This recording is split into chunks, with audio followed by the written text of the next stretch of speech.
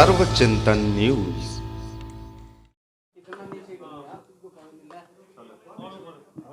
आज आप लोग यहाँ पर आए हैं, दिल्ली के मुख्यमंत्री आम आदमी पार्टी से आप जुड़े थे और अब अचानक ऐसा समय क्यों है? मतलब इस समय खुलासे करने का क्या मतलब है? मतलब यही है सर, देखिए मेरी टिकट कटी थी 2013 में। आज जो हमारे 2013 में पहली बार चुनाव जीत के एमएलए बना था, 2014 में मेरी टिकट काटी गई, 2015 में दोबारा से चुनाव हुआ, मेरे पास में पैसा नहीं था, इन लोगों ने टिकट काट दी।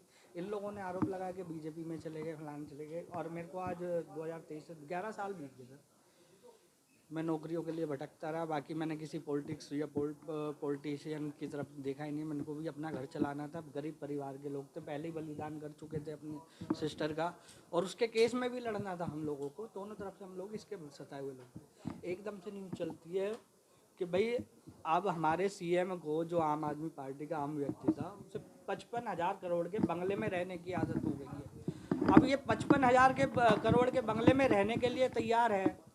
इतना आम आदमी खास कैसे हो गया, और हम लोग आज भी ज़मीनी पे हैं।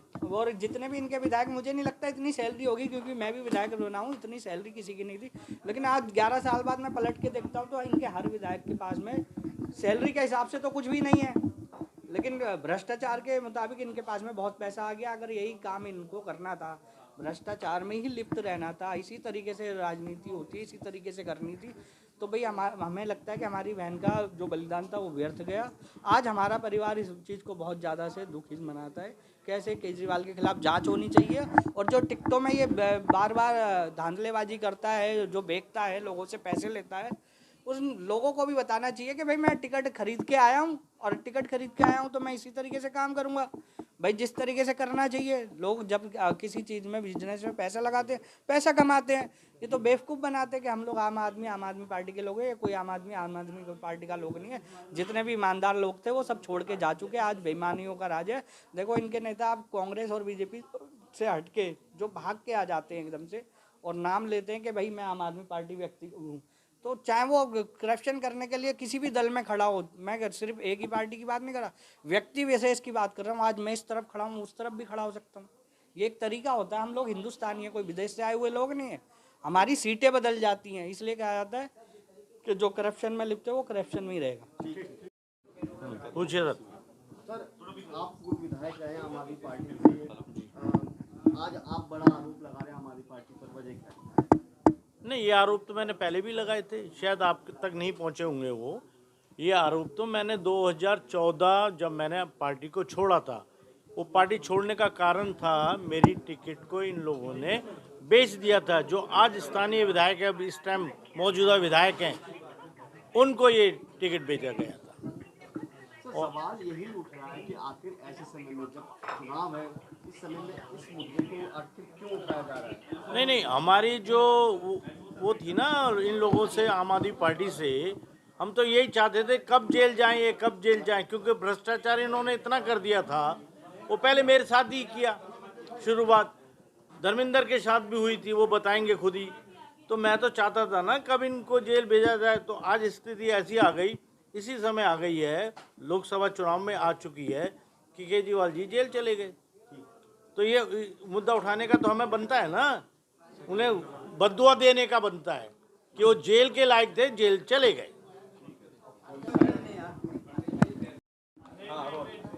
नमस्कार, हम लोग मिले हैं आज। हम लोगों ने नमस्कार, आज आप लोगों ने दिल्ली के मंत्री कैलाश विरोध को खुलासा किया, क्या खुलासा और क्या मांग करते हैं आप? देखिए 1200 करोड़ रुपए की संपत्ति उनकी हमने आप सभी भाइयों के साथ में शेयर करी है, उनकी प्रॉपर्टीज़ और उनकी कंपनियां और सारे पेपर्स। हम अभी माननीय सर्वोच्च न्यायालय के चीफ जस्टिस, उनसे ये मांग करते हैं इसके अंदर जांच करवाएं, एंड ऑलरेडी जांच चल रही है, उसके साथ में फर्दर भी जांच हो। और उनके साथ में गृह मंत्री जी से भी निवेदन करते हैं कि इसके अंदर सख्त से सख्त एक्शन लिया जाए कैलाश गहलोत जी के अगेंस्ट में, क्योंकि दिल्ली के भ्रष्टाचार जितना ये आम आदमी पार्टी लिप्त है वो बहुत ज़्यादा हो चुका है। और ये कहते हैं कि इनके पास सबूत नहीं है। तो देखिए अभी तो मैंने आपको एक का सबूत दिया है, अभी 18 बाकी हैं। हर 15 दिन 10 दिन 15 दिन में हम आपको एक एक विधायक, एक एक मिनिस्टर के पेपर्स देंगे।